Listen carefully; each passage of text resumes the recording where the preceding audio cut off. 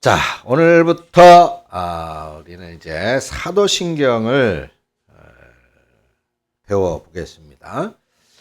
자, 우리 알다시피 사도신경 다 외우고 있죠? 매 주일마다 또는 간단한 예배를 드릴 때마다 이 사도신경을 우리는 반드시 암송을 합니다. 그래서 이 사도신경에 대해서 이제 이건 교회에서 신앙생활을 하면 반드시 해야 되는 그런 어떤 순서인가 보다 그렇게 생각할 수 있는데, 이게 우리가 사도신경을 신앙 고백이라고 하거든요. 신앙 고백. 근데 이 신앙 고백이 왜 중요하냐면, 오늘 본문 말씀에서 하나님께서는 베드로한테 네가 복이 있다 이렇게 말씀을 하셨어요. 베드로에게 왜 복이 있다고 말씀을 하신 거예요? 그 이유가 베드로가 주님께 대한 생각을 말했거든요. 그 주님께 대한 어떤 생각이에요? 주는 그리스도시고, 그리스도라고 하는 말은 메시아라고 하는 말입니다. 즉 구원자. 그러니까 주는 나의 구원자이시고 주는 하나님의 아들이십니다. 이렇게 고백을 했단 말이죠. 그러니까 예수님께서 내가 복이 있다 이렇게 말씀을 하셨어요. 그러니까 우리가 흔히 연인 간에도 사랑의 표현, 사랑의 말을 이렇게 자주 해야 된다 그러잖아요. 그래서 말을 해야 알지, 뭐 이런 말 우리가 흔히 많이 하잖아요, 그죠? 그런 것처럼 하나님도 우리의 신앙이 고백되어지기를 원하신다. 하나님은 우리의 신앙 고백을 듣기를 원하신다. 그걸 통해서 하나님은 영광을 받으시는 거예요. 기뻐하시는 거고. 그래서 신앙 고백이 대단히 중요하다는 것이죠. 자, 그러면 우리들의 신앙 고백이 한마디로 이제 이렇게 좀 압축해서 엑기스만 모아가지고 그렇게 해서 결정을 해놓은 것이 바로 사도신경이에요. 자, 주기도문은 신앙 고백일까요? 아닐까요? 우리가 주기도문도 외우고 있잖아. 십계명은 신앙 고백일까요? 아닐까요? 아니에요. 십계명은 하나님께서 인간들에게 주신 명령, 계명, 지키라고 주신 계명이고, 주기도문은 예수님께서 우리에게 기도의 본을 가르쳐 주신 거예요. 기도의 본, 기도의 텍스트를 가르쳐 주신 거죠. 신앙 고백은 아니죠. 그러니까 그래서 사도신경만이 이제 신앙 고백이라고 우리가 볼 수 있습니다. 그래서 우리의 신앙을 우리 그리스도인들이 믿는 그 믿음의 요리를 정리해서 고백할 수 있도록 해준 것이 바로 사도신경이다 이렇게 보시면 돼요. 그래서 교회 처음 나오면은 누구든지 사도신경을 외워야 돼. 교회 처음 나오게 되면 반드시 외워야 되는 세 가지가 있어요. 반드시 교회 오면 외워야 돼. 뭘 외워야 돼? 주기도문, 사도신경, 또 목사 이름, 뭐 하나 또 반드시 외워야 돼. 십계명, 그렇지, 십계명 이렇게 세 가지를 통상 외우게 되죠. 그래서 세례 옛날에 이제 우리는 학습도 있었잖아요. 그래서 학습을 받으려면 이 세 가지를 반드시 외워서 시험을 봐야 그 학습을 통과하게 되어졌었습니다. 지금도 마찬가지죠. 지금도 이제 세례 받을 때 가장 기본이 되는 것이 이 세 가지를 외우고 계십니까? 라고 하는 것이죠. 사도신경, 주기도문, 십계명. 그런데 이 세 가지를 우리가 좀 아까는 대략 간략하게 제가 사도신경은 무엇이고 십계명 주기도문 무엇이다 간략하게 설명을 드렸는데 이걸 우리가 암송을 하기는 하고 또 매주 예배 때마다 사도신경 다 같이 사도신앙을 고백하겠습니다. 사도신경 고백을 하고 하는데 이거 사실 이거를 왜 하는 건지 그죠? 그냥 생각 없이 순서에 있으니까 무턱대고 하는 그런 경향이 많이 있습니다. 그래서 우리가 이 사도신경에 대해서 그 뜻을 분명히 한번 좀 알아보고 그런 다음에 이 사도신경을 제대로 하나님 앞에서 이 사도신경을 통해서 신앙 고백을 해서 바나나 시몬아 내가 복이 있도다라고 주님께서 말씀하신 것처럼 저와 여러분들도 우리 하나님으로부터 이 신앙 고백으로 인해서 복을 받는 성도들이 되시기를 축원합니다. 자, 첫째로 이제 우리가 흔히 그냥 가장 한마디로 사도신경은 우리 성도들 믿는 사람들의 표준 신앙 고백이다. 이렇게 말하면 돼요. 사도신경이 뭡니까? 당신들 사도신경을 하는데 사도신경이 뭡니까? 그러면 우리 모든 믿는 사람들의 신앙, 그 믿음을 고백하는 믿음의 고백, 그 믿음 고백의 표준입니다. 텍스트입니다. 교과서입니다. 라고 하는 것이죠. 자, 우리가 하나님을 믿을 때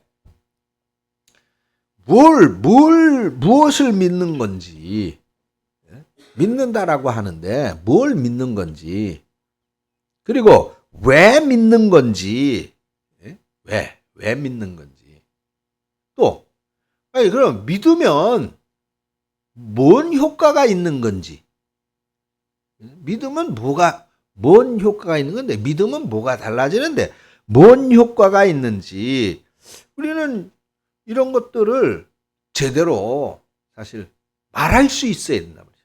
알기는 알죠, 대충. 그렇죠? 알기는 아는데 그것을 다른 사람에게 그래도 뭐 어느 정도는 말을 할 수 있어야 될 거 아니에요. 그죠? 아니, 너 교회를 왜 댕기는데? 왜 댕기는데? 아니, 안 나가면 우리 목사님 삐져. 그래서 가는 거야. 이렇게 말할 수는 없잖아요. 오늘, 우리 최은정 집사님 아파서 쩔쩔매고 있는데, 아니, 그 몸을 해가지고 교회를 왜 왔어? 야, 내가 안 가면 또 목사님이 쟤 물어보고 왜 왔느냐고 물어보고, 아이, 좀 심하면 전화도 오고 그래야 그래서 가야 돼. 이런 거는 아니잖아. 그죠? 우리가 뭘 믿는 건지 교회 다니면서 너 도대체 뭘 믿는 거야? 아니 그러면 왜 믿어 그걸? 하나님이라고 하는 것을 왜 믿는 거야? 아니 믿음은 그래서 어떻게 되는데? 믿음은 뭐가 달라지는데? 뭐가 좋은데? 아니 그러면 그렇게 믿어가지고 그러면 나중에 어떻게 된다는 건데? 이것을 우리가 제대로 알아야 되고 알아야 이것을 다른 사람한테 제대로 어느 정도는 설명을 할 수가 있겠단 말이죠.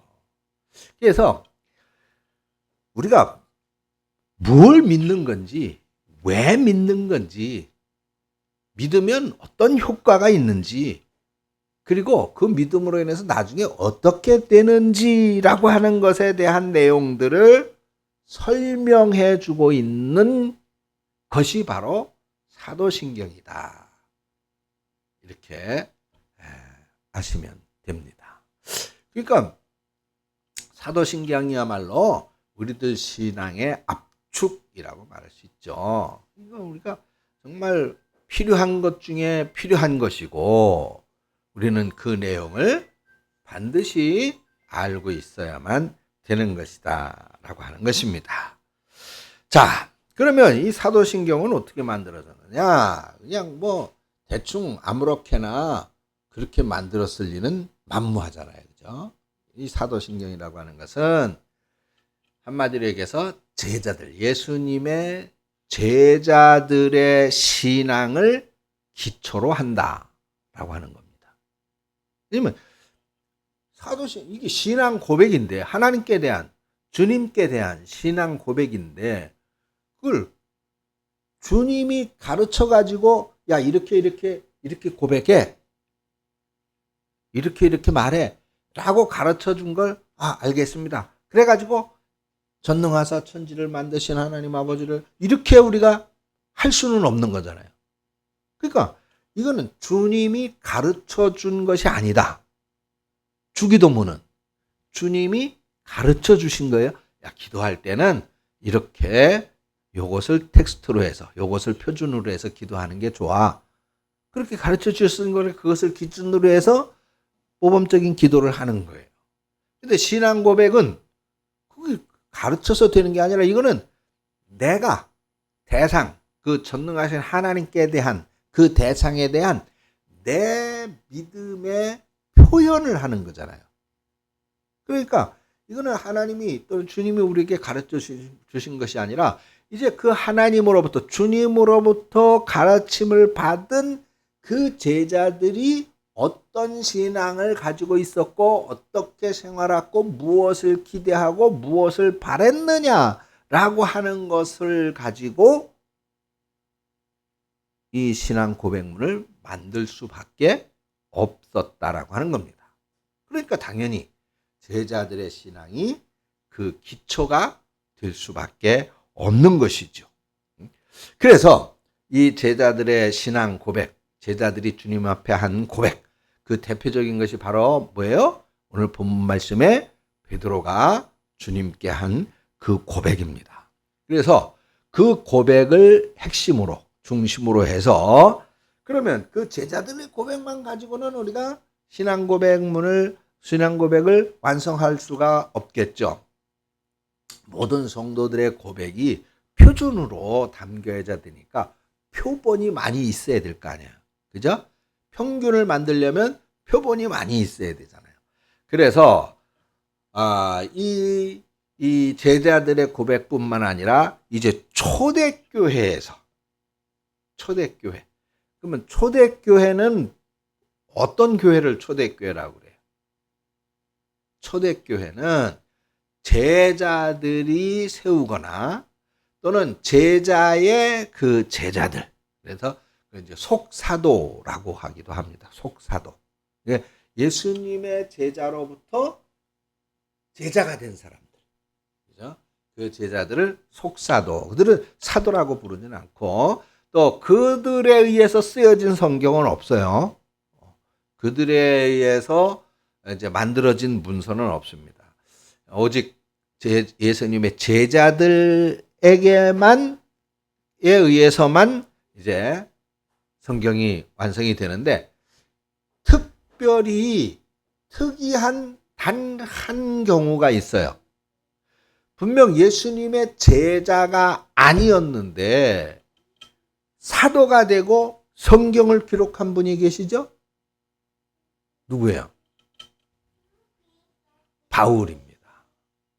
바울. 이분이 예수님을 만나기 전에 이름은 사울이었었어요. 그죠? 사울이었습니다. 근데 예수님을 이거는 하나님 앞에 이단이다.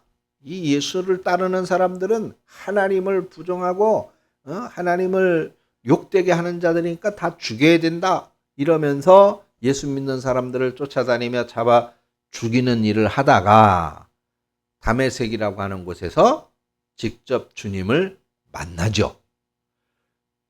부활하신 주님을 만난 거예요.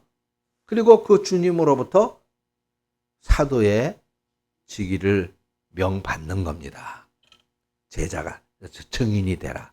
복음을 전하는 자가 되라. 그렇게 해서 이방의 사도로 바울을 주님께서 세우셨죠. 그래서 바로 그 바울 외에는 속사도들에 의해서 성경이 기록되어진 것은 없습니다. 그 속사도들의 들이 세운 그런 교회. 그래서 예수님 당시 그리고 예수님 사후 약 100년, 예수님 사후에 약 거의 한 100년 전후로 해서 그 당시에 세워졌었던 교회들, 한 세기라고 볼 수 있겠죠. 한 세기에 세워졌었던 그런 교회들을 우리는 초대교회라고 그렇게 통칭 얘기를 합니다.